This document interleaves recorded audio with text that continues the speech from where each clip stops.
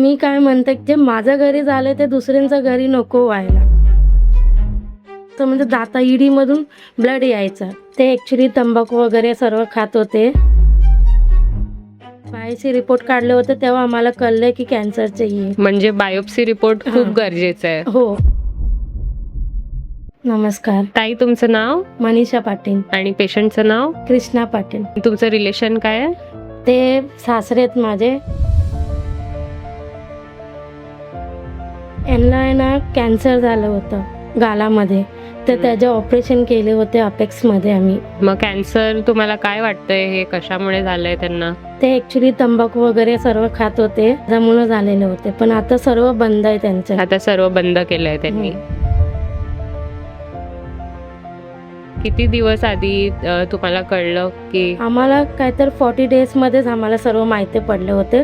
नंतर आम्ही वेळ नाही काढलं, लगेच इथे येऊन आम्ही उपचार चालू केले. 40 days मध्ये तुम्हाला म्हणजे कसं कळलं? म्हणजे काय सिम्पटम्स होते त्यांना? पेन होतं? पेन होत होतं आणि म्हणजे दाता इडीमधून ब्लड यायचं. नॉर्मल आमचं फॅमिली डॉक्टरमध्ये आम्ही केलेलं, त्याने रिपोर्ट काढले, बायोप्सी रिपोर्ट काढले होते तेव्हा आम्हाला कळलं की कॅन्सरचे आहे. म्हणजे बायोप्सी रिपोर्ट खूप गरजेचं आहे. हो. आता बरं आहे त्यांना? म्हणजे आता कसं हो, वाटतंय? आता एकदम बरं आहे.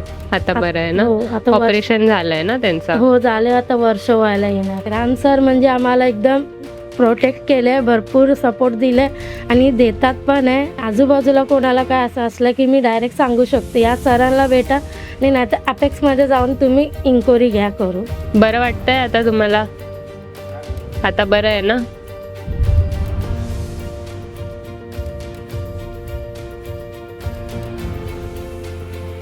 31 मेला नो टोबॅको डे. या दिवशीला तंबाखूचं याच्याने भरपूर जणाला त्रास होते. माझ्या घरी त्रास झालेला आहे, पण समोरच्या माणसाला असं काय झालं की वेळीत काळजी घ्या त्यांची.